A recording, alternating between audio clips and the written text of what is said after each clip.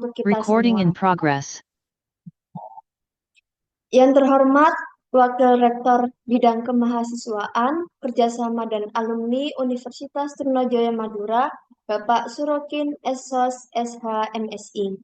Yang terhormat Kepala UPA Pengembangan Karir dan Kewirausahaan, Universitas Trunojoyo Madura, Ibu Dr. Mardia Hayati SPMP.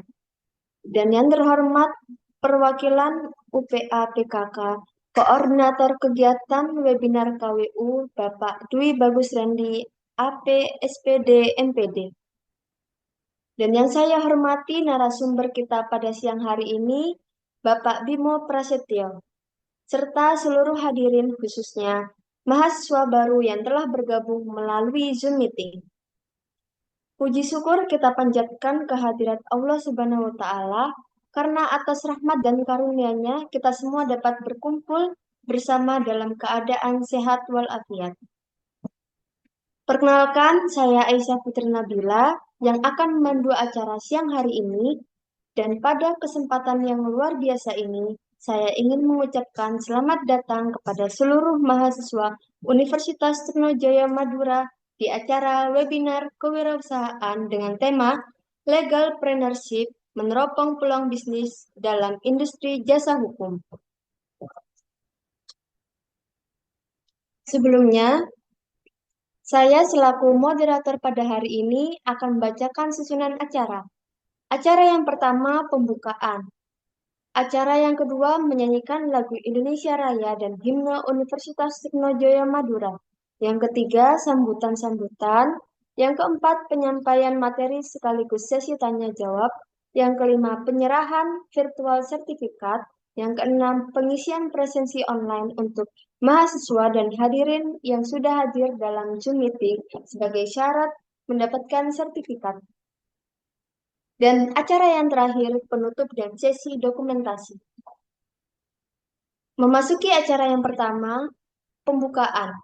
Sebelum kita memulai rangkaian acara pada hari ini, marilah kita bersama-sama berdoa menurut agama dan kepercayaan masing-masing, agar acara kita dapat berjalan dengan lancar dan memberikan manfaat bagi kita semua.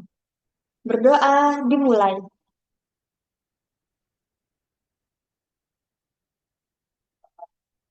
Berdoa dicukupkan. Untuk acara yang kedua, menyanyikan lagu Kebangsaan Indonesia Raya yang akan dilanjutkan dengan menyanyikan himne Universitas Trunojoyo Madura. Kepada seluruh peserta, dipersilahkan untuk menyanyikan bersama dari tempat masing-masing dengan penuh hikmat. Kepada yang bertugas, disilahkan.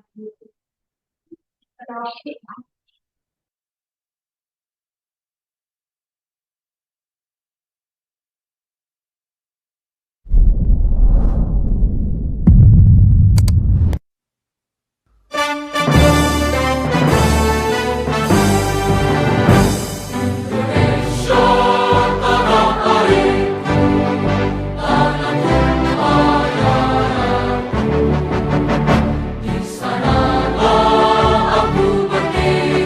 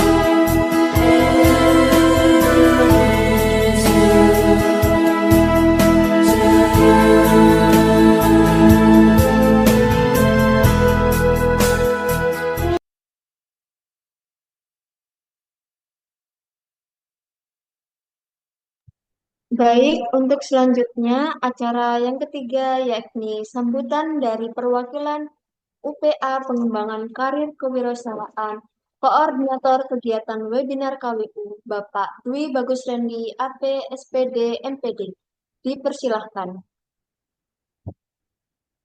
Oke, baik. Terima kasih Pak MC atas waktunya. Saya buka. Assalamualaikum warahmatullahi wabarakatuh. Yang terhormat Ibu Dr. Madia Hayati, SPMP, selaku Ketua UPA PKK Universitas Trunojoyo Madura. Kemudian yang saya hormati Bapak Bimo Prasetyo, selaku pemateri pada kegiatan webinar kewirausahaan pada siang hari ini. Dan yang saya banggakan teman-teman mahasiswa, peserta, serta panitia yang sudah hadir menyukseskan kegiatan webinar kewirausahaan pada seri 6 kali ini. Pertama, marilah kita panjatkan puji syukur kepada Allah Subhanahu wa taala yang telah memberikan kesempatan dan kesehatan pada kita semua sehingga bisa berkumpul pada kegiatan hari ini meskipun kegiatan dilaksanakan secara daring. Kedua, salawat serta salam kita tercurahkan kepada Nabi besar kita, Nabi Muhammad SAW, yang telah memberikan jalan terbaik yaitu jalan Islam. Saya selaku koordinator kegiatan webinar kewirausahaan, mewakili Ibu Mardia selaku Ketua UPA PKK, mengucapkan terima kasih kepada Bapak Bimo Prasetyo telah menyempatkan bisa berdiskusi, bisa sharing pada kegiatan webinar kewirausahaan kali ini. Khususnya nantinya kegiatan ini akan diikuti oleh teman-teman mahasiswa angkatan 2025 khususnya pada Fakultas Hukum, sehingga pada kegiatan ini memiliki tema Legal Partnership meneropong peluang bisnis dalam industri jasa hukum. Jadi pada kegiatan kali ini memang kewirausahaan itu Fakultas Hukum apakah bisa wirausaha ya. Bukan berarti hukum itu memperjualbelikan hukum, bukan.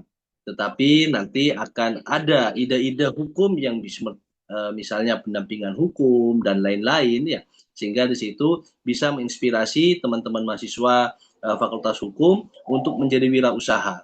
Sehingga wirausaha ini memang akhirnya akan sesuai dengan keahlian ataupun CPL yang telah disesuaikan di dalam khususnya pada Fakultas Hukum. Mungkin itu saja dari saya ucapkan terima kasih kepada teman-teman yang telah menyempatkan hadir dan juga bisa maksimalkan. Dan saya minta nanti waktu di sesi diskusi, teman-teman bisa secara aktif, bisa memaparkan secara langsung ataupun secara chat untuk mengikuti kegiatan pada siang hari ini. Mungkin itu saja dari saya ucapkan terima kasih. Mohon maaf jika ada salah kata. Wassalamualaikum warahmatullahi wabarakatuh.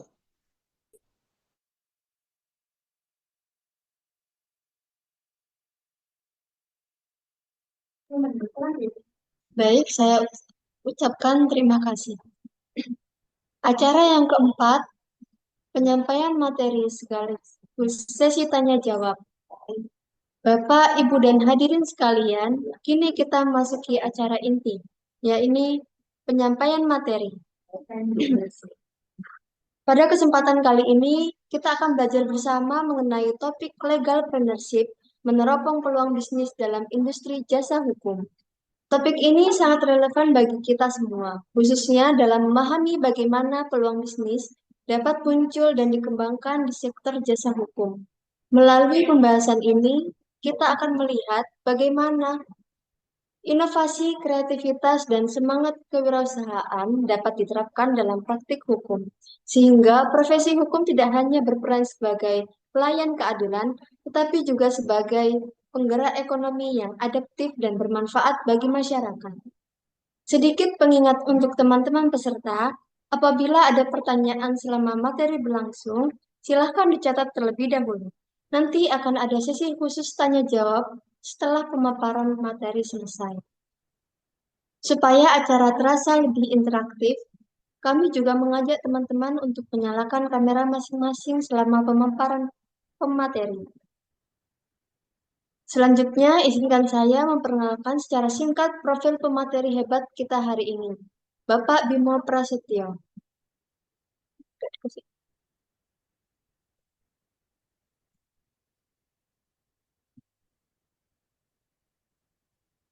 Baik, Bapak Bimo Prasetyo adalah seorang corporate lawyer dan entrepreneur, pendiri jaringan penyedia jasa hukum Smart Legal Network. Dalam perjalanan karirnya, beliau memiliki pengalaman menangani berbagai transaksi bisnis dan sengketa komersial. Di samping itu, beliau memiliki perhatian terhadap edukasi dan advokasi hukum terhadap UMKM. Kemudian bersama rekannya, beliau membangun platform smartlegal.id agar akses hukum jadi mudah bagi para pelaku bisnis di Indonesia. Dengan segudang pengalaman, dedikasi, serta kontribusinya, baik di bidang hukum maupun dunia wirausaha, kehadiran beliau pada hari ini tentu akan memberikan wawasan berharga bagi kita semua. Baik, tanpa berlama-lama lagi, mari kita sambut bersama Bapak Bimo Prasetyo. Pada Bapak Bimo Prasetyo dengan hormat, waktu dan layar kami persilahkan.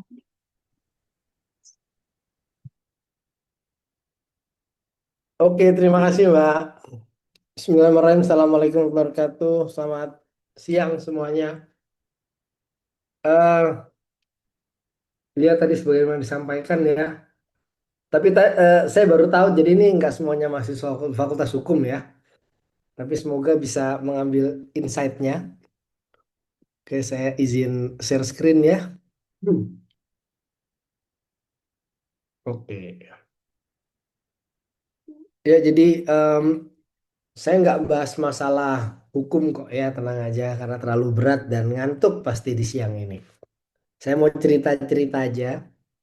Ya, ini pengalaman yang saya alami sendiri, jernih saya mendirikan kantor hukum dan juga bisnis saya. Oke, perkenalkan saya Bimo Prastio ya. Eh, saya corporate investment lawyer. Awalnya saya tuh wartawan di apa namanya hukum online, kemudian bekerja di beberapa kantor hukum. Terakhir di Denton Saperpe atau Hanafiya Ponggolan Partners itu kantor law firm internasional ya, sampai terakhir saya resign, pamit sama bos saya untuk mau mendirikan kantor sendiri itu ya. Jadi, dan saya ini mahasiswa Fakultas Hukum Universitas Erlangga Surabaya dulu.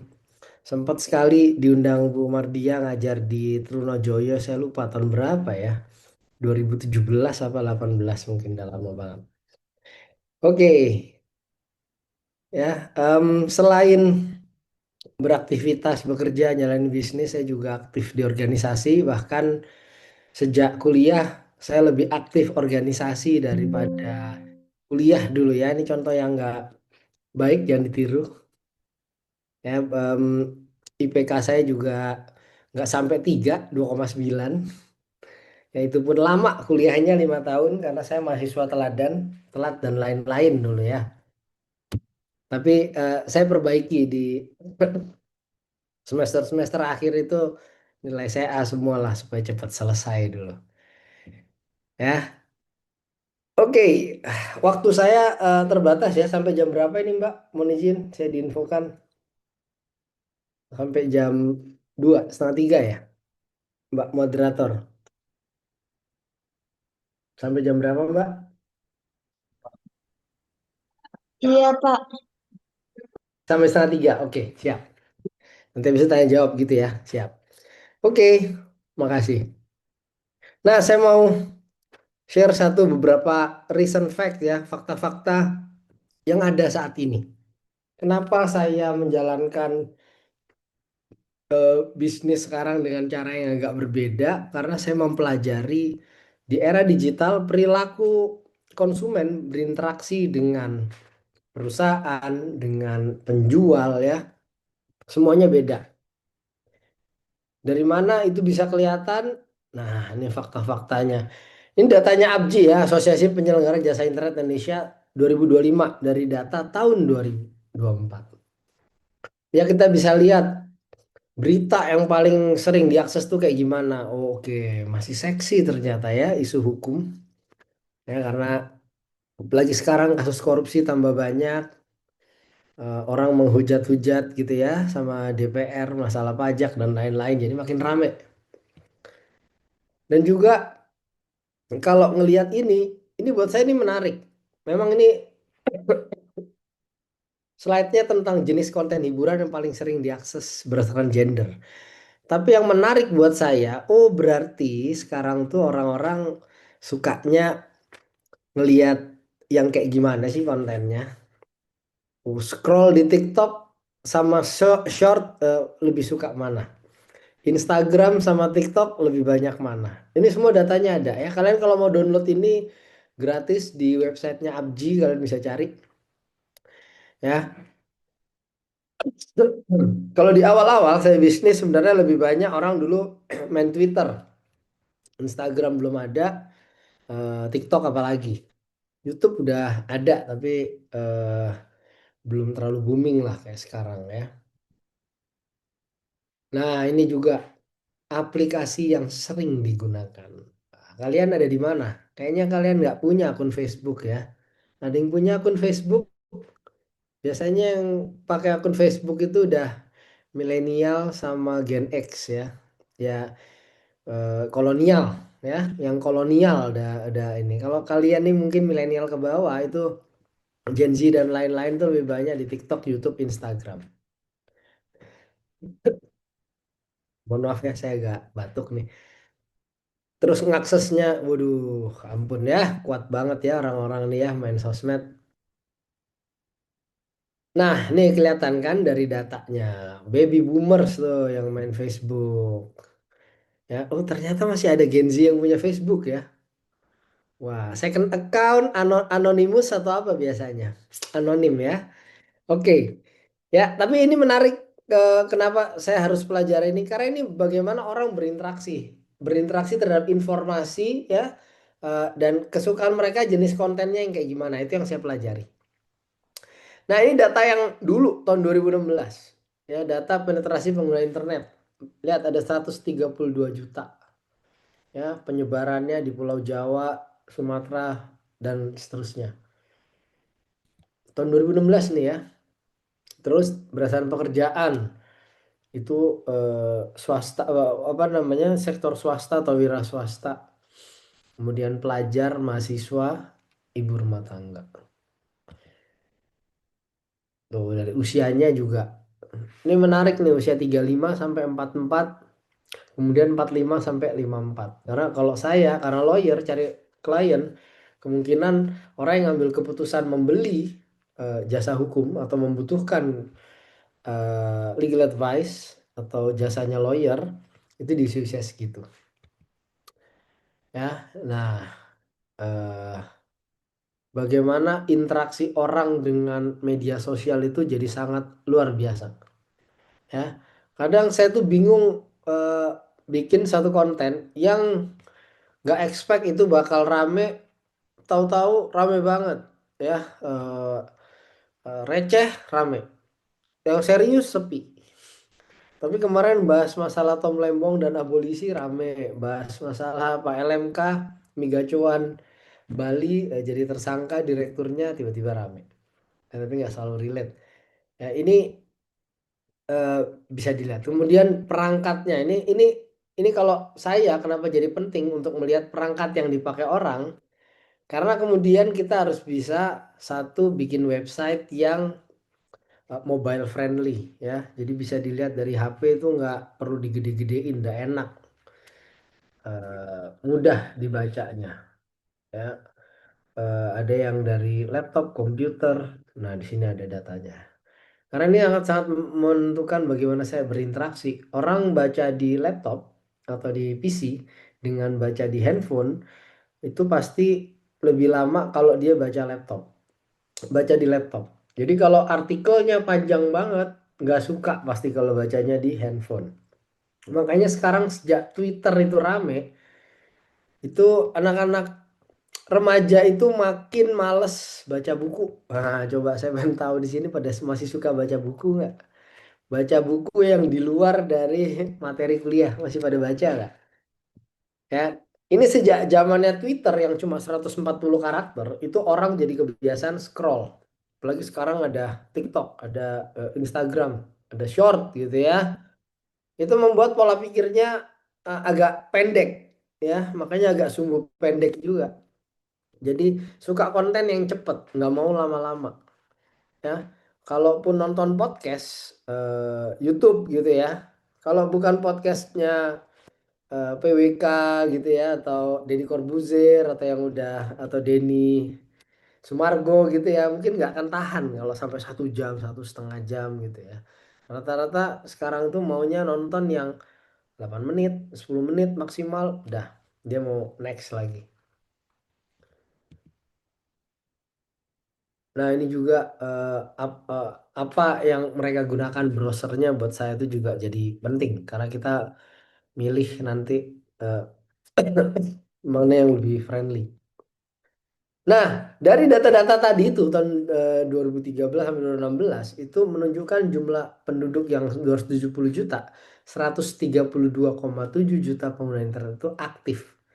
Dan ini jumlahnya terus bertambah. Terbukti per hari ini ya internet masuk desa, aksesnya makin mudah dan lain-lain. Itu membuat Indonesia jadi pasar potensial digital. Disinilah saya melihat ini ada peluang.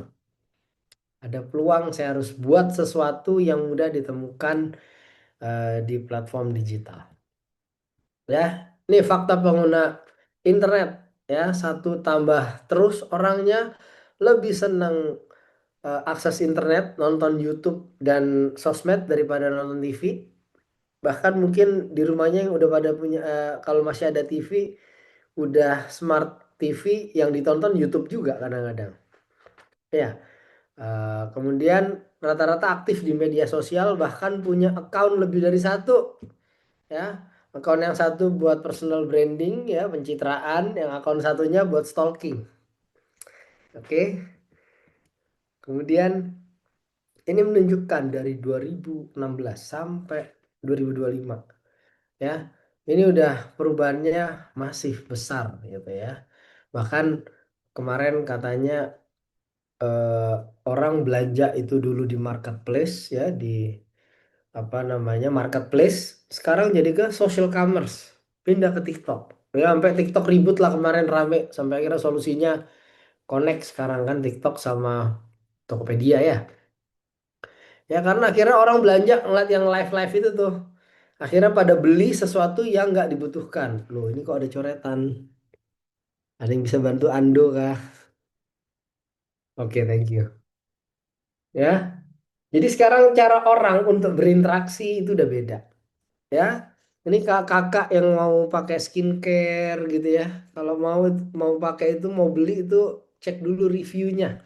Entah YouTube, sosmed atau apapun. Apalagi Doktif ngerekomendasiin nggak atau ngasih warning nggak gitu ya. Ini lagi pada gabut atau gimana ya, kok dicoret-coret ini screennya. Kakak moderator mohon dibantu ya.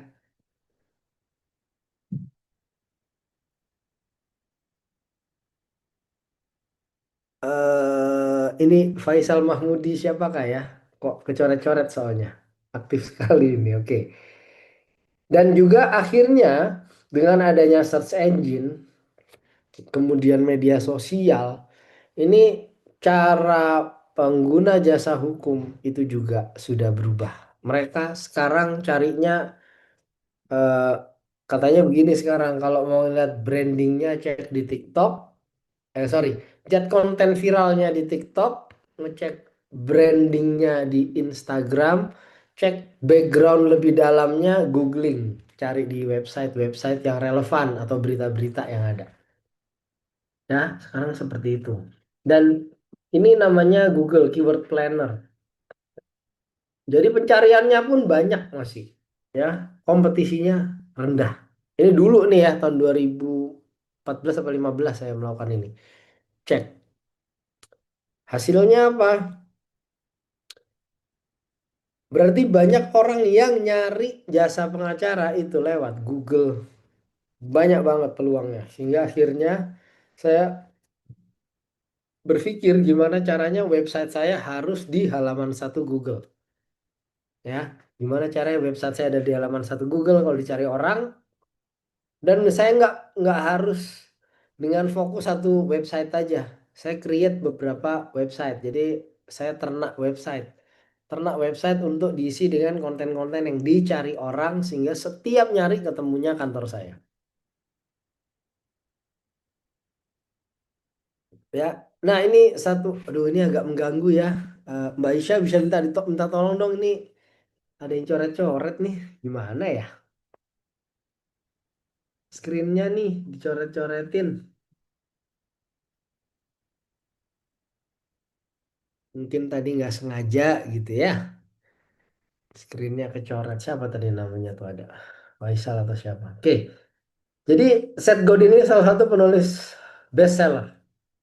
Dia bilang don't find customer for your product, find product for your customer. Maksudnya apa? Orang sering kali, nah ini kakak Faisal Mahmudi, coretannya kok tambah banyak. Minta tolong ya kak. Ya, jadi kalau kata Seth Godin, kalau mau jualan, jangan fokus bikin produk, terus cari siapa yang mau beli. Ya, keseringan orang itu punya ide-ide kreatif yang di luar nalar. Contoh, pernah ada di Padang lomba kompetisi entrepreneur, orang bikin coklat rasa rendang. Unik nggak? Unik. Kira-kira coklat rasa rendang cukup unik? Unik. Buktinya apa? Juara kompetisi itu. Tapi si produsen coklat rasa rendang ini nggak berhasil menjual produknya. Karena kebutuhan konsumen terhadap coklat yang dicari yang rasa manis. Ya, yang dicari itu ada zat yang bisa menenangkan, namanya bukan bukan obat penenang ya, tapi semacam dopaminnya gitu ya. Jadi orang kalau makan coklat itu biar rileks. Ya, terutama cewek itu kalau lagi stres, lagi emosi itu kalau makan coklat tuh bagus banget. Ya. Jadi ketika dia mau fun di mulutnya, pengen lumer dan dapat rasa manis untuk tenang, tiba-tiba rasanya rendang, kayaknya buyar itu semua. Ya, yang dia eh, cari, yang dia tuju. Sehingga akhirnya menjual itu sulit. Menjual coklat rasa rendang itu sulit, ya. Dan banyak lagi contoh-contoh lainnya yang orang itu menjual sesuatu berdasarkan ide, kreativitas, tapi nggak dibutuhkan orang lain. Nggak ada konsumen yang butuh itu. Nah makanya ini jadi pijakan saya pertama. Kalau mau jual sesuatu, jual produk yang dibutuhkan oleh customer. Gimana kalau semuanya jualan barang yang sama? Ya harus punya pembeda, ya harus punya strategi branding, harus bisa deliver value yang beda. Ya kalau teman-teman cek kenapa HP Samsung itu penjualannya lebih besar, ya, tapi kalah sama iPhone yang penjualannya lebih sedikit, profitnya lebih gede. Karena iPhone lebih menjual image, value-nya itu lebih kepada ide yang dijual Steve Jobs, bahwa orang yang pakai produk Apple itu orang yang think different, yang berpikir berbeda, dia seorang inovatif dan lain-lain. Ini dia nggak jualan fitur-fitur utamanya. Kadang kalau pakai handphone iPhone dibanding yang lain, fiturnya kalah gitu ya. Tapi eh, yang sebenarnya dijual iPhone itu adalah prestis sama gengsi, egonya itu yang diangkat. Sehingga dia dengan produk yang modalnya lebih lebih murah, dia jual value itu tadi, profitnya lebih tinggi. Oke. Maaf ya, sebenarnya saya sebenarnya kurang sehat hari ini deh. Oke. Nah, ini yang saya lakukan. Cek peluang, cek kompetitor, berapa jumlah pencarian di Google. Makanya cek keyword dia di Google, keyword planner seperti yang contoh tadi itu. Hasilnya, saya bikin web namanya smartlegal.id, yang tadinya Smart Legal ini banyak brand saya taruh di dalamnya. Kalau orang mau cari isu hukum apa aja ketemu di situ, termasuk penyedia layanannya udah ada. Jadi setiap orang punya masalah hukum ketemu Smart Legal, dapat solusinya, dia butuh konsultannya, bisa beres. Ya. Tapi di luar itu ya. eh, saya bikin banyak brand dulu, brand yang spesifik karena orang nggak suka brand yang umum, yang general, karena nggak percaya orang. Kalau dia datang ke dokter umum, apa bisa nih orang masalah ortopedi, bisa nggak masalah penyakit dalam, bisa nggak masalah eh, yang lain-lain gitu ya. Sehingga trustnya, percayanya orang itu mau kepada brand yang spesifik. Kalau saya mau ketemu dokter yang ngerti masalah diabetes, darah tinggi, ya saya cari dokter spesialisnya. Nah, itu juga yang saya terpikir. Bahwa banyak banget pengacara, ya. Pengacara tuh banyak banget. Semuanya juga lulusan sarjana hukum, belajar hukum positif. Tapi yang membedakan mereka itu adalah spesialisasinya, keahliannya. Dan untuk bisa ketahuan keahliannya, dia harus dijual quote unquote secara digital. Itu yang saya pikirkan. Gimana cara menjual secara digital? Dibuat websitenya, dibangun persona brandnya, kontennya diisi yang bermanfaat menjawab masalah orang, dikomunikasikan lewat sosmed, dan terus melakukan networking serta eh, apa namanya aktivitas yang kolaborasi dengan offline, online, dan lain-lain ya. Jadi terus nggak cuma bikin website dan sosmed, tapi tetap saya diundang seminar, workshop, eh, kemudian diundang pemerintah untuk ngasih masukan ke satu draft peraturan dan lain-lain. Aktivitas itu yang kemudian dipublikasikan. Sehingga akhirnya orang jadi trust. Oh, ini nih yang bisa nyelesain masalah saya. Nah, disitulah kemudian saya bikin Smart Legal ID itu sebagai platform holding ya untuk menyatukan semuanya. Tapi untuk semua isu-isu spesifik saya pisahkan semuanya ke bisnis entity yang terpisah. Sehingga akhirnya menjadi perusahaan-perusahaan yang terpisah. Jadi kalau Pro Legal tuh ngurusin izin-izin khusus buat perusahaan-perusahaan besar. Ya, BP Lawyers itu law firm spesialis perusahaan korporasi ya, fokusnya ke transaksi sama litigasi korporasi. Smartpolo ini lebih ke corporate legal service. Nah, yang menarik kantor pengacara.co dan Elson ini sekarang udah nggak ada, saya lebur jadi satu. Ya, sekarang saya bikin eh,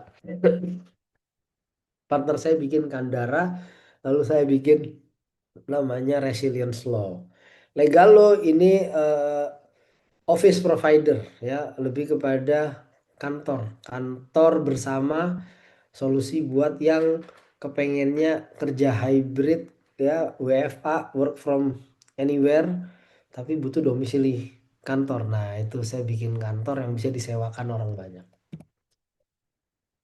Nah, untuk melakukan validasi tadi itu kita menyebutnya dengan canvassing. Canvassing itu pakai gimana sih caranya?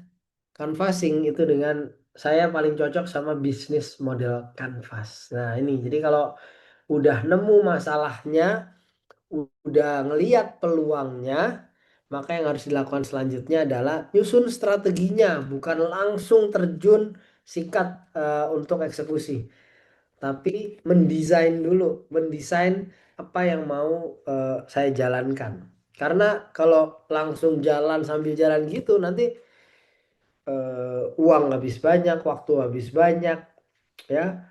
Udah ngerjain segala sesuatunya tapi nggak produktif, nanti malah frustasi. Nah, dan juga yang namanya bisnis itu biasa kalau tutup. Karena awalnya ada peluang tapi udah nggak menarik lagi, tutup. Dulu saya bikin coworking space di Jakarta. Awalnya menarik sampai di bulan 9 masih profit. Tapi kemudian salah satu klien saya yang bisnis properti bilang, bisnis ini nggak sustain, kamu nggak akan bisa survive. Sehingga benar, em, sebelum pandemi saya udah tutup. Dan benar aja begitu pandemi itu coworking nol revenue-nya. Ya, jadi saya lebih memilih rugi dikit yang kemarin biaya investasi ketimbang saya terusin tapi ruginya lebih besar. Ya ini, nanti kalian bisa cek kalau mau googling tentang bisnis model Canvas, bahkan tutorialnya di YouTube itu juga ada. Ya, ada 9 kotak kalau kita mau desain bisnis. Ini untuk bisnis apapun ya. Saya kalau di komunitas TDA itu tuh, tangan di atas, ngajarin untuk bikin proposal bisnis atau merancang bisnis, canvassingnya pakai ini. Ini yang paling menarik buat saya. Ya, nah ada 9 ini ternyata caranya juga ada nih, cara untuk ngerjainnya. Nggak bisa ngisinya asal-asalan. Jadi 1 ke 9 itu langkahnya saya memulai dengan yang paling kanan atas, itu customer segment. Ya, kenapa customer segment? Karena kita harus fokus pada siapa yang masalahnya mau kita selesaikan atau mau jadi market kita. Ya. Nah, untuk bisa memahami market kita itu siapa, nggak bisa cuma disebut secara general. Market saya adalah laki-laki. Iya, laki-laki itu banyak. Yang umur 1 tahun, 2 tahun, 3 tahun, ya. Kalau mau jual em, baju anak-anak untuk anak laki-laki, itu kan nggak mungkin kalau umurnya 1 sampai 3 yang akan ngeliat milih bahan nyaman apa enggaknya, keren apa enggaknya anak bayi umur 1 sampai 3, ya. Karena marketnya adalah orang tuanya, ibunya yang akan milih yang cocok buat anaknya. Jadi jangan sampai salah target marketnya, ya. Yang make itu anaknya, tapi yang membeli itu ibu. Ya, itu yang pertama. Ya, jadi kita harus bisa definisikan secara spesifik segmen marketnya itu siapa. Ya, kalau saya contohnya, eh, klien saya adalah perusahaan penanaman modal asing. Ya, PMA dari mana, industrinya apa, lokasinya di mana, itu semua sangat penting untuk bisa saya definisikan secara spesifik. Karena misalnya, kalau ada klien, ya tipe klien yang maunya meetingnya itu offline, harus ketemu supaya ada engagement dan dia juga trust, maka eh, kalau saya cari market hanya di Jakarta saja, sedangkan yang menghubungi saya kantornya itu ada di Jayapura, buat saya itu jadi nggak realistis. Karena diundang meeting saya harus terbang ke Jayapura, kalau pesawatnya nggak dibayarin, saya malah bisa rugi, waktu habis dan lain-lain. Jadi mendingan saya fokus PMA yang ada di Jabodetabek, industrinya A, B, C, D, skalanya ini, nah itu lebih lebih spesifik, ya. Begitu cara menentukan target market. Ya, sama hijab. Hijab itu banyak. Mau dijualnya ke siapa? Ke ibu-ibu, ke remaja, ya, ke anak-anak. Tergantung produknya sama value yang mau diangkat dijual. Lebih cocok ke usia yang mana. Ya, jadi itu yang harus dilakukan. Karena eh, kalau marketnya nggak spesifik, nanti kita bingung mau jualnya gimana, di mana, caranya seperti apa. Oke. Nah, untuk bisa memahami itu, maka kita harus tahu kebutuhan spesifik dan karakter calon kliennya dulu nih, atau marketnya, konsumennya. Ya, dia tuh cari untuk apa? Ada orang yang kalau mau butuh lawyer untuk keperluan yang praktikal. Eh, saya mau semuanya saya delegasikan beres. Pokoknya tahu beres, saya cuma kamu kasih checklist, saya kasih dokumennya, kamu kerjain. Ya. Ada juga yang mau terlibat aktif karena dia juga in-house legal. Jadi dia mau ini ada check and balance, kamu sebagai partner saya, mitra saya. Nah, eh, memahami isu-isu itu jadi penting, yaitu karakter. Kalau masalah itu ada yang punya masalahnya ke pengadilan, ada yang urusannya pengurusan izin di instansi tertentu jadi terhambat, susah gitu ya, atau apa. Sama kayak kalau misalnya orang mau jual, apa yang gampang ya, jual jual hijab deh, jual hijab. Ada yang karena fashion, ada yang cari praktis, ya, ada yang karena harganya, atau yang mana. Nah, kalian mau mau cari market yang mana, itu yang harus ditentukan lebih dulu. Yang kedua itu value proposition, ya. Apa nilai pembeda yang menjadi ciri kalian yang membuat konsumen itu belinya ke kalian bukan ke kompetitor. Ya ini value proposition jadi penting. Ya, kalau di saya, maka apa yang membuat orang mau hire saya dibandingkan pengacara lain misalnya gitu, atau eh, mau memilih perusahaan saya untuk mengurus semua proses transaksinya ya ketika dia mau beli perusahaan dibanding yang lainnya. Salah satunya adalah misalnya value propositionnya adalah understand the business. Ya, kalau saya mengetahui detail A to Z di industri itu bisnisnya apa, ya, kalau tahu bisnisnya itu apa, ngomongin isu-isu teknis sampai kata-kata yang biasa dipakai di industri itu, pasti klien tuh lebih nyaman karena merasa oh I'm in a good hand. Dia tahu nih bisnis ini, dia tahu nih cara eh, kerjanya seperti apa. Jadi kalau ada masalah pasti dia lebih mudah dibandingin lawyer yang mungkin punya skill untuk melakukan itu, tapi nggak ngerti industrinya, nggak ngerti bisnis. Pasti akan lebih banyak waktu dia harus pelajari dulu, ya.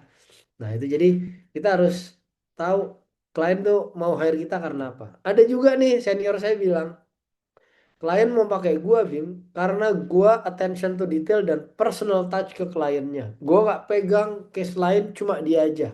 Jadi gue selesaiin dia, gue cas mahal. Ada yang kayak gitu, ya. Nah ini yang kita yang harus bisa tahu kita mau jualnya apa. Karena karena barang kalau sama dengan yang lain, konsumen itu cuma cari yang paling murah. Dan dibayar paling murah itu profitnya kecil. Dan itu nggak menarik buat bisnis. Ya kalau volumenya gede lumayan juga. Ya monggo. Tapi kan kalau bayarnya murah, profitnya kecil, kerjaannya banyak, harus melibatkan orang banyak. Waduh, capek banget itu kayak gitu ya. Mikirin gaji, BPJS, jalan-jalan, segala macam dramanya udah enggak deh. Ya, yang paling enak itu marginnya gede, kliennya banyak. Bukan marginnya kecil, kliennya banyak. Lalu gini, channel, bagaimana menghubungkan value proposition kita ke target marketnya, ya? Gimana cara nyampeinnya? Saya percaya bahwa setiap media sosial itu punya ciri khas dan juga kegunaan serta itu kolam yang berbeda satu sama lain. Ya, jadi kalau di industri jasa hukum, di bisnis korporasi profesional, kami membangun brandnya itu di LinkedIn, bukan di Instagram atau TikTok. Instagram untuk TikTok kami bangun personal branding dari konsultan atau lawyernya yang terlibat. Ya, jadi kontennya bisa beda. Karena tujuannya orang ketemunya di LinkedIn, ngeceknya di Instagram gitu ya. Closingnya itu bisa email, WhatsApp, atau meeting.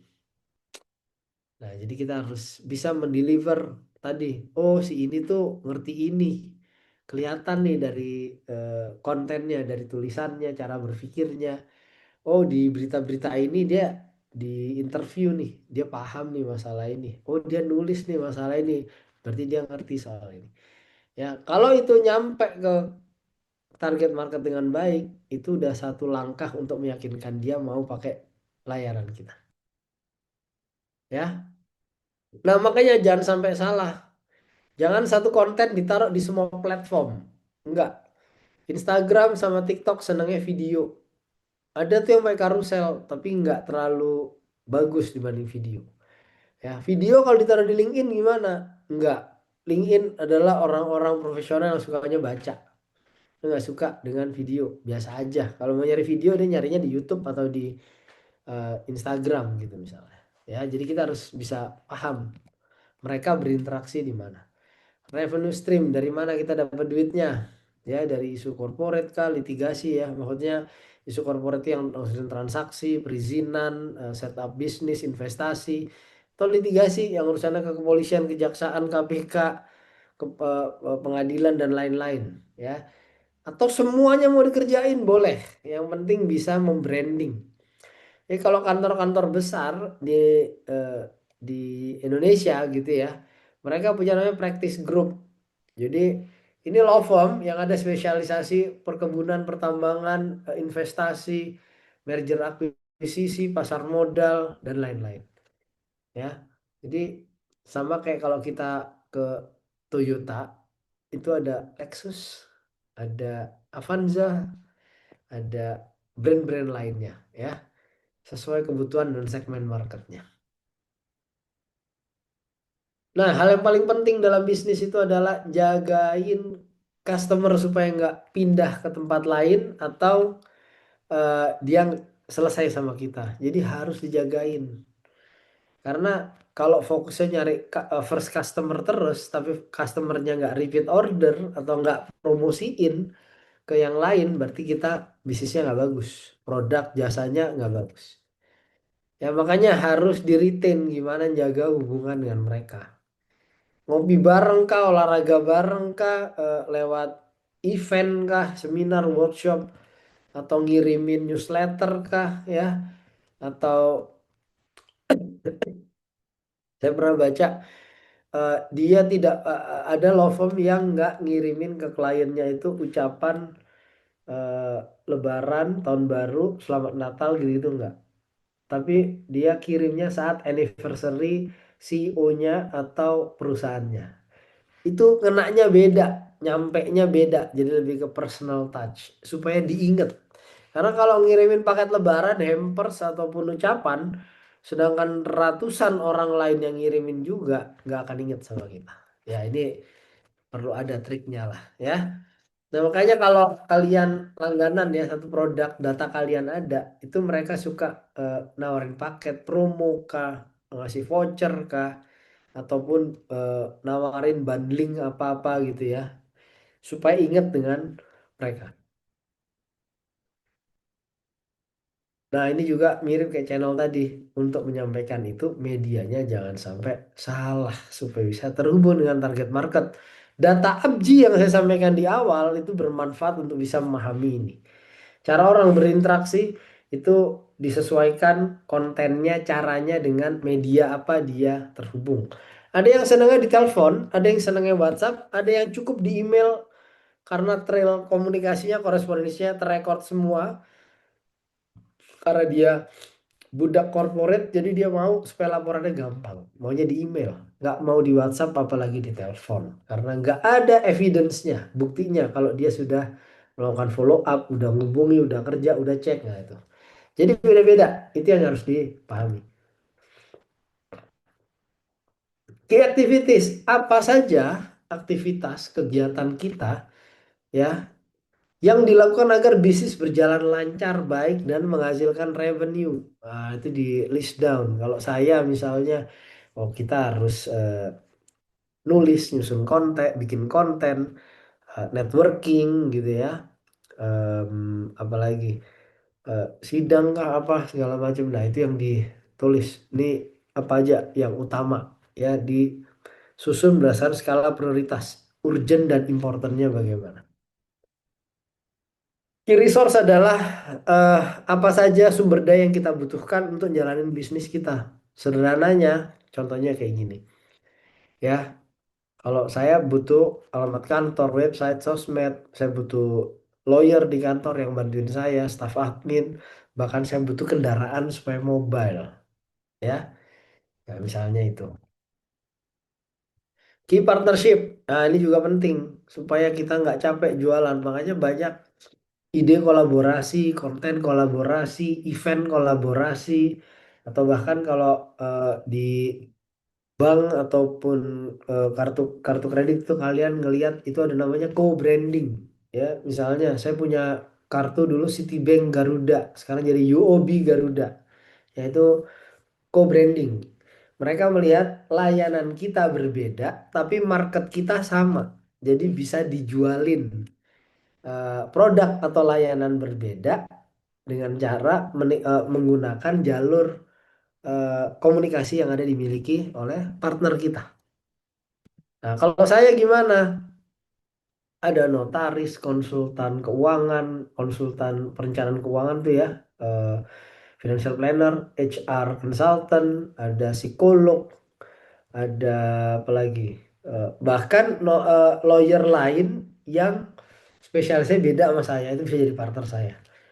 Jadi Kita harus bisa tahu siapa yang bisa bantuin supaya kita dikenal orang lebih luas, dapat exposure, dapat market lebih luas gitu ya, tanpa kita effortnya lebih ya. Karena kalau mereka punya klien, terus mereka melihat, oh kliennya butuh nih si Bimo, dia kenalin, dia referral gitu ya. Jadi itu jadi lebih efektif buat kita dengan adanya key partner. Cost structure, biaya apa, investasi apa yang akan kita keluarkan supaya bisnis ini bisa jalan. Kenapa saya nggak nyebut biaya? Ya karena buat saya semua yang dikeluarkan di awal ataupun saya mau spend itu adalah bentuk investasi saya untuk menghasilkan profit saya juga nantinya. Makanya semua dalam bisnis itu perlu perhitungan yang matang, detail. Saya dulu pernah bikin restoran bareng istri saya karena kami mau perfect. Apa-apa itu mesti barangnya yang bagus. Kalau ada yang kurang-kurang lagi ganti sampai masalah wastafel dan tisunya aja itu bisa ganti-ganti karena kami ngelihat oh, ini nggak ideal gini gitu. Harusnya kami fokus pada hal yang bisa menghasilkan profit, bukan pendukung yang malah jadi cost gitu ya. Nah, itu contoh-contoh lah. Nah, jadi di sini kita kalau merencanakan harus tahu mana yang harus skala prioritas dikeluarkan untuk bisa menghasilkan. Oke, saya juga nulis buku nih karena banyak yang nanya. Saya akhirnya nulis buku gimana ngelola kantor hukum ya dari starting sampai dapetin klien dan suksesi ya. Buat yang minat silakan. Bahkan saya mau kasih bukunya nih nanti buat penanya terbaik satu aja. Ya nanti kakak moderator yang akan bantu fasilitasi. Oke, saya terhubung dengan saya di Instagram Bimo Prasetyo, LinkedIn atau email saya bimo@smarteagle.id. Mungkin itu untuk kalau ada yang mau bertanya, silakan. Terima kasih, saya kembalikan ke kakak moderator. Baik, terima kasih banyak kepada Bapak Bimo Prasetyo atas penyampaian materi yang sangat luar biasa. Selanjutnya kita masuk ke sesi tanya jawab. Bagi teman-teman mahasiswa dan seluruh hadirin bisa menggunakan fitur raise hand pada aplikasi Zoom atau menuliskan pertanyaan di kolom komentar yang telah tersedia. Perlu kami informasikan bahwa karena keterbatasan waktu, sesi tanya jawab hanya akan dibuka untuk 3 penanya pertama. Dan untuk para penanya, dimohon menyebutkan nama lengkap, asal instansi atau prodi. Kepada hadirin sekalian yang memiliki pertanyaan, dipersilakan.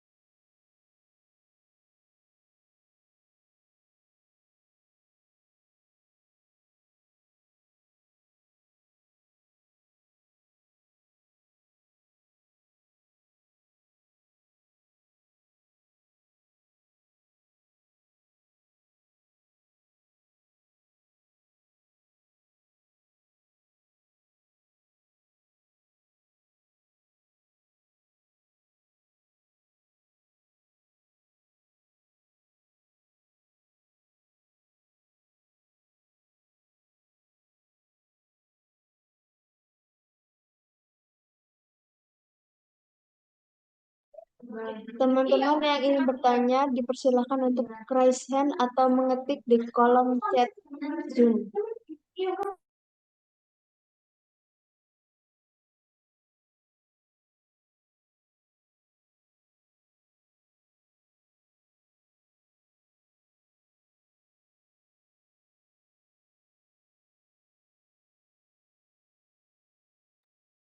Kayaknya nggak ada yang nanya kok Mbak. Biasanya kalau nggak ada yang tanya itu karena dua hal.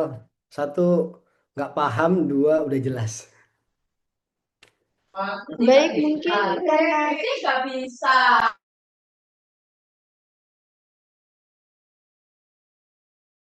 Baik, mungkin karena teman-teman masih menyiapkan pertanyaan, mungkin saya yang bertanya. Apakah bisnis model kanvas itu cocok untuk diterapkan untuk semua jenis kantor hukum, baik kantor hukum yang besar maupun yang kecil, Bapak? Oke, em, apa namanya? Visual Canvas itu metode yang bisa dipakai sama skala apapun, mau besar kecil itu bisa. Karena itu cuma tools, cuma alat yang memberikan pedoman buat kita menyusun strategi. Jadi harusnya itu fit in ya, itu bisa dipakai sama semua skala bisnis. Gitu, Mbak. Baik, terima kasih atas jawabannya, Bapak.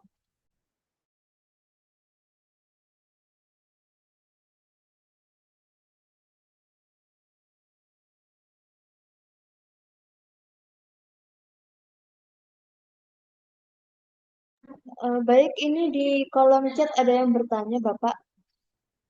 Baik, izin bertanya, Bapak, seberapa penting peran teknologi seperti media sosial atau website dalam mengembangkan jasa hukum? Oke, good question.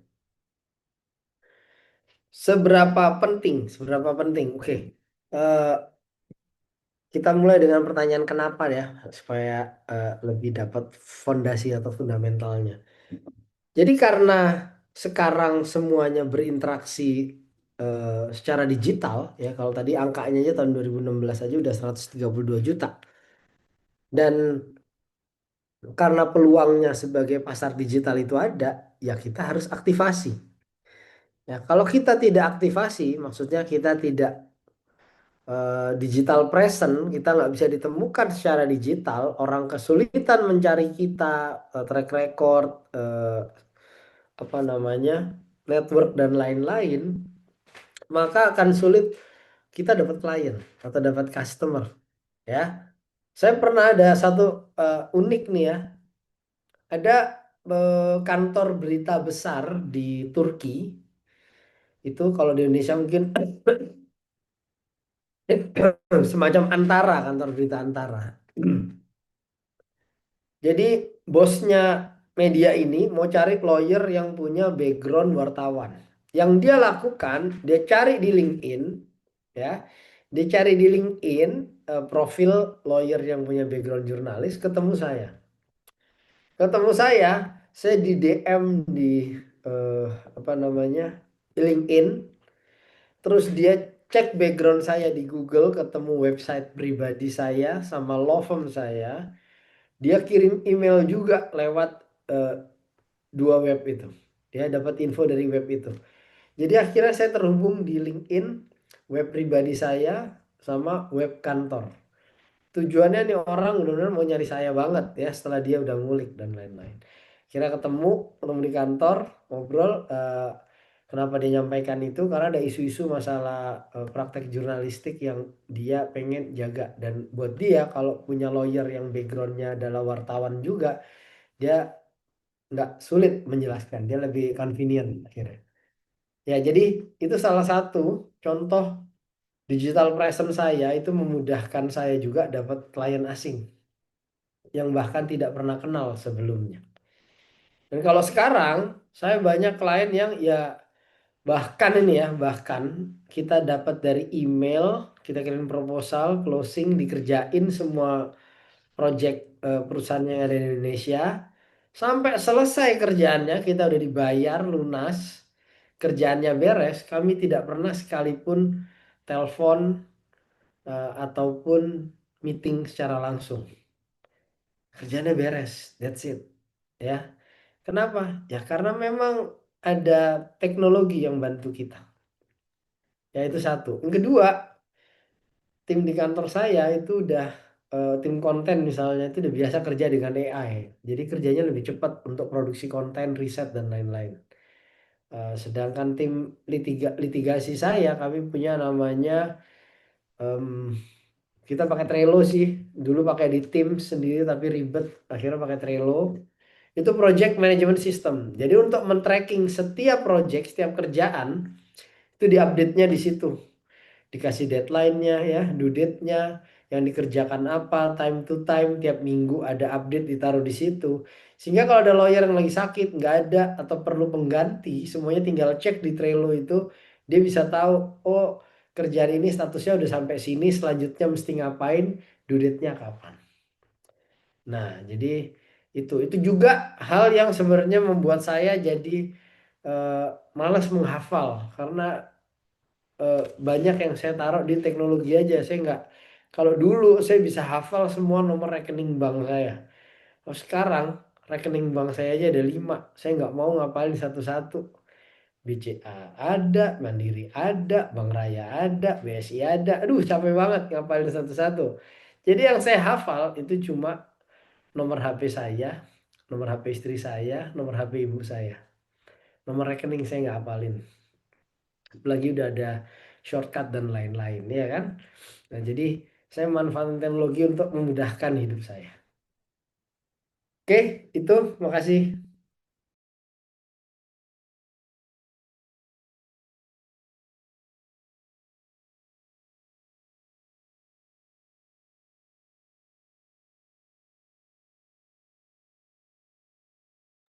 Baik, apakah teman-teman ada pertanyaan lagi?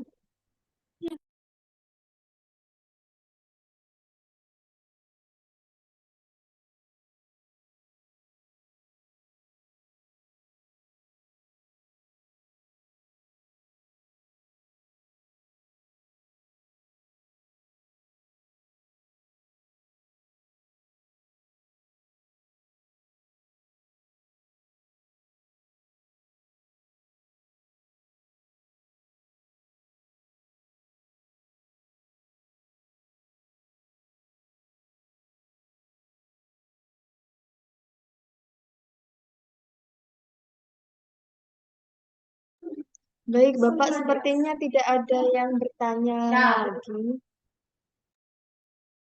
Oke, siap. Ya, Eh, baik. Mungkin sesi diskusi kali ini dicukupkan. Saya ucapkan terima kasih banyak kepada Bapak Bimo Prasetyo atas penyampaian materi yang sangat luar biasa. Bagi teman-teman, terima kasih saya ucapkan yang sebesar-besarnya kepada seluruh peserta yang sudah aktif bertanya dan berbagi pandangan. Sebelum kita menutup acara pada hari ini, izinkan saya selaku moderator menyampaikan secara singkat inti dari materi yang telah kita pelajari bersama. Materi hari ini menekankan bahwa perubahan digital telah menggeser cara masyarakat mencari dan menggunakan jasa hukum. Hal ini menjadi peluang besar bagi para praktisi hukum untuk mengembangkan legal partnership yang inovatif dan adaptif. Melalui strategi yang tepat seperti penerapan bisnis model kanvas, kantor hukum dapat merancang model bisnis yang lebih efektif mulai dari mengenali target pasar, membangun hubungan dengan klien, hingga memanfaatkan teknologi sebagai saluran utama. Dengan demikian, industri jasa hukum tidak hanya berkembang dari sisi bisnis, tetapi juga mampu memberikan layanan yang lebih mudah diakses, relevan, dan tetap menjunjung profesionalisme serta integritas. Kisah dan pengalaman yang dibagikan oleh Bapak Bimo mengingatkan kita bahwa keberanian untuk berinovasi, komitmen pada keberlanjutan, serta semangat untuk melayani adalah kunci penting agar generasi muda mampu menciptakan karya yang bermanfaat sekaligus berdaya saing di era global. Selanjutnya, penyerahan sertifikat secara virtual kepada pemateri kita sebagai bentuk apresiasi atas ilmu dan pengalaman berharga yang telah dibagikan. Kepada operator dipersilahkan untuk menayangkan sertifikat di layar.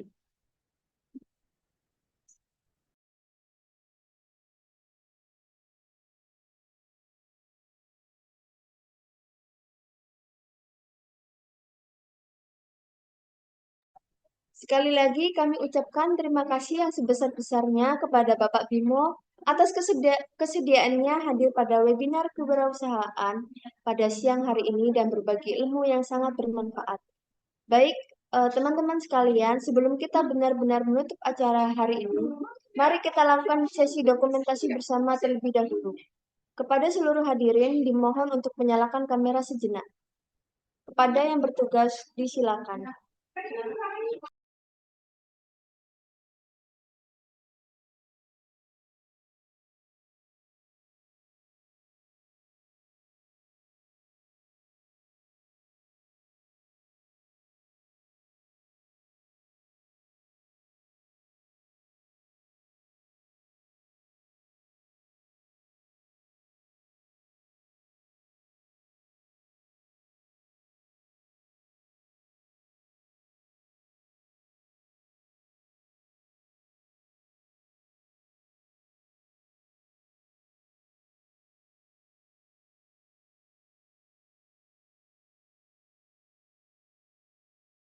Baik, dokumentasi sekali lagi. 3, 2, 1.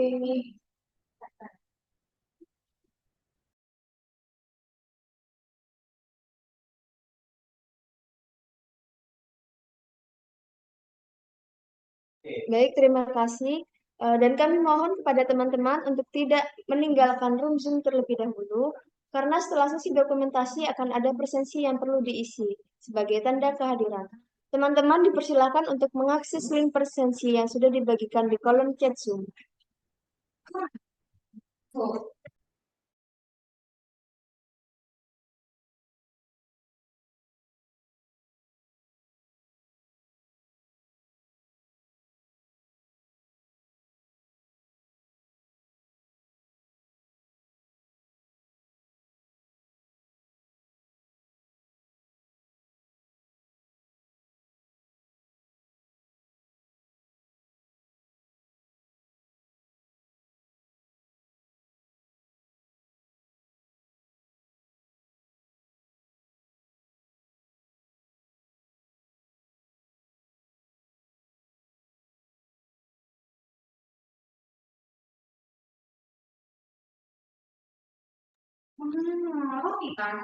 Dengan demikian, berakhirlah sudah acara rangkaian webinar kewirausahaan pada siang hari ini. Sebelum saya tutup acara pada siang hari ini, saya ingin mengucapkan terima kasih yang sebesar-besarnya kepada Bapak Bimo selaku pemateri dan kepada Ibu Dr. Mardia Hayati SPMP selaku Ketua UPA PKK serta seluruh peserta yang sudah meluangkan waktunya untuk hadir dan berpartisipasi. Saya Aisyah Putri Nabila selaku moderator. Mohon maaf apabila ada kekurangan dalam memandu acara ini. Sampai jumpa di kegiatan selanjutnya. Wassalamualaikum warahmatullahi wabarakatuh.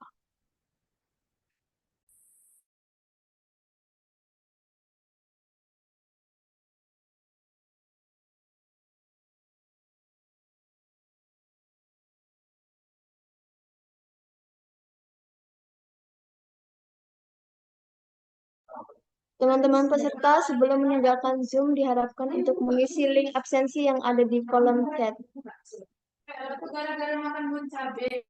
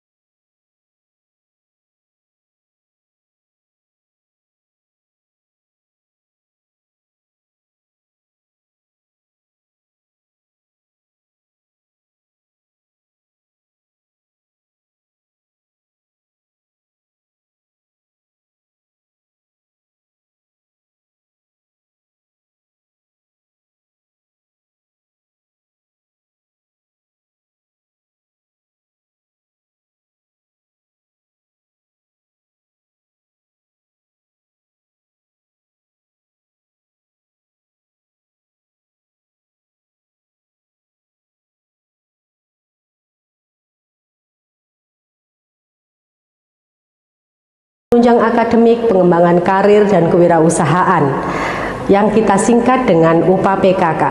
UPA PKK adalah salah satu lembaga yang bertugas untuk memberikan berbagai macam pelatihan, persiapan untuk memasuki dunia kerja, dan juga persiapan untuk menjadi wirausaha.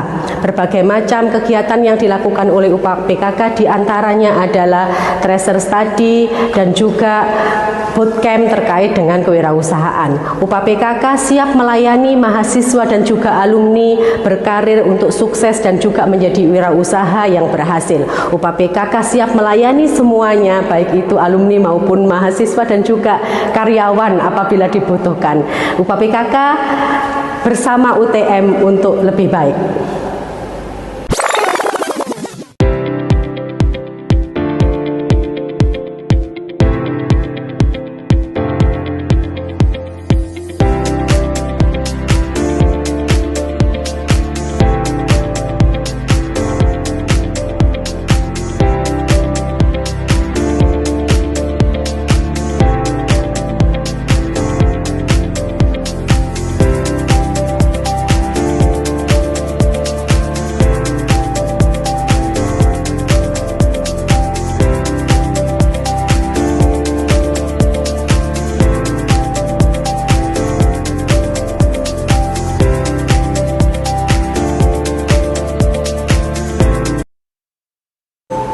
Assalamualaikum warahmatullahi wabarakatuh.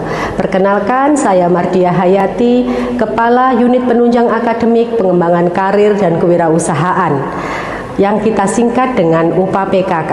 UPA PKK adalah salah satu lembaga yang bertugas untuk memberikan berbagai macam pelatihan, persiapan untuk memasuki dunia kerja, dan juga persiapan untuk menjadi wirausaha. Berbagai macam kegiatan yang dilakukan oleh UPA PKK diantaranya adalah tracer study dan juga bootcamp terkait dengan kewirausahaan. UPA PKK siap melayani mahasiswa dan juga alumni berkarir untuk sukses dan juga menjadi wirausaha yang berhasil. UPA PKK siap melayani semuanya, baik itu alumni maupun mahasiswa dan juga karyawan apabila dibutuhkan. UPA PKK bersama UTM untuk lebih baik.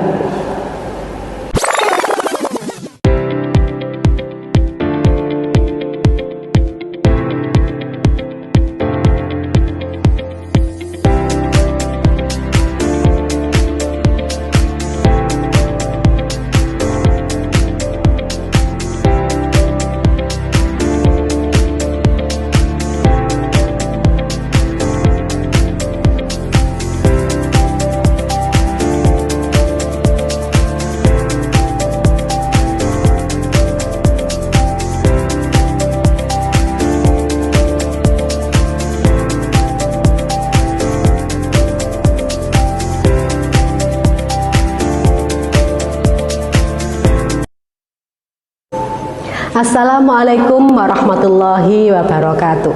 Perkenalkan, saya Mardiah Hayati, Kepala Unit Penunjang Akademik, Pengembangan Karir, dan Kewirausahaan yang kita singkat dengan UPA PKK. UPA PKK adalah salah satu lembaga yang bertugas untuk memberikan berbagai macam pelatihan, persiapan untuk memasuki dunia kerja, dan juga persiapan untuk menjadi wirausaha. Berbagai macam kegiatan yang dilakukan oleh UPA PKK diantaranya adalah tracer study dan juga bootcamp terkait dengan kewirausahaan. UPA PKK siap melayani mahasiswa dan juga alumni berkarir untuk sukses dan juga menjadi wirausaha yang berhasil. UPA PKK siap melayani semuanya, baik itu alumni maupun mahasiswa dan juga karyawan apabila dibutuhkan. UPA PKK bersama UTM untuk lebih baik.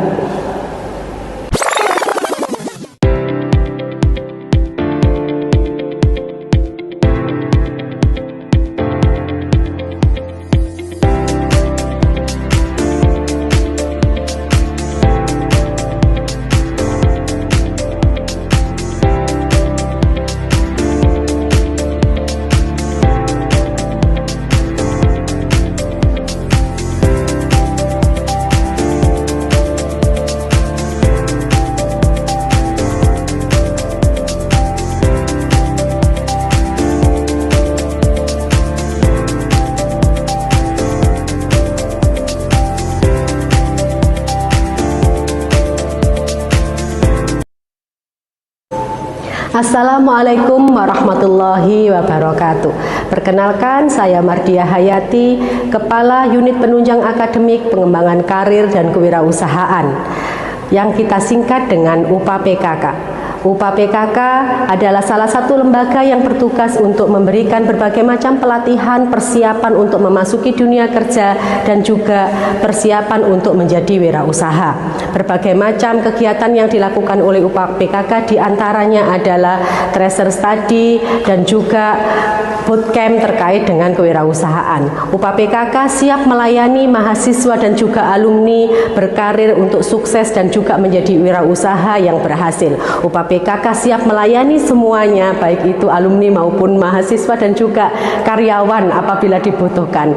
UPA PKK bersama UTM untuk lebih baik.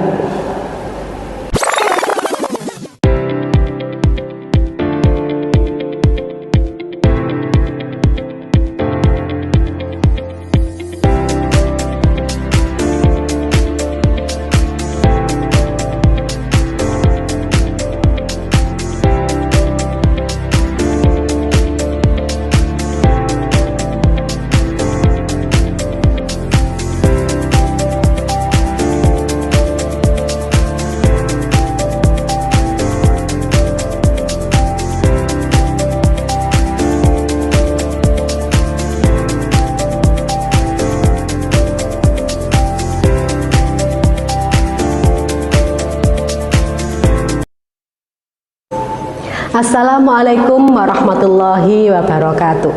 Perkenalkan, saya Mardia Hayati, Kepala Unit Penunjang Akademik Pengembangan Karir dan Kewirausahaan, yang kita singkat dengan UPA PKK. UPA PKK adalah salah satu lembaga yang bertugas untuk memberikan berbagai macam pelatihan, persiapan untuk memasuki dunia kerja, dan juga persiapan untuk menjadi wirausaha.